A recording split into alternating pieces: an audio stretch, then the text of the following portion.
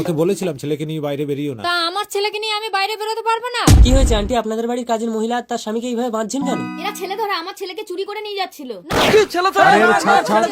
আমার মাকে মেরো না। আন্টি, এ বাচ্চা তো আপনাদের বাড়ির কাজের মহিলাকেই মা বলছে, কিন্তু আমরা তো জানি এই বাচ্চা আপনার। ছেলে ধরাগুলো আমার ছেলেকে বশ করেছে। চলে আয় শোনায়। না বাবাই আমার ছেলে। কি হয়েছে মতি? চলে এসো সোনাই। ছেলে তো ওর বাবার কাছে, তাহলে এটা কি? মা আন্টি, আপনার ছেলে তো আপনার স্বামীর কাছে। আরে এদেরকে বেঁধে রেখেছো কেন মতি? দুজনকে হুবহু একই রকম দেখতে, তাহলে কি আমাদের বাড়ির কাজের মহিলার সাথে তোমার লাইন আছে?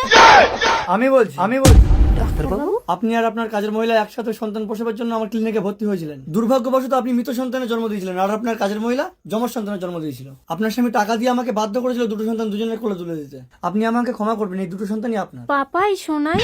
মতি, মতি, মায়া, মায়া তুমি আমার স্ত্রীকে বাঁচাও, সোনাইকে ছাড়াও বাঁচবে না। মালকিন, জন্ম দিলেই শুধু মা হওয়া যায় না, লালন পালন করেও মা হওয়া যায়। শোনাই। মা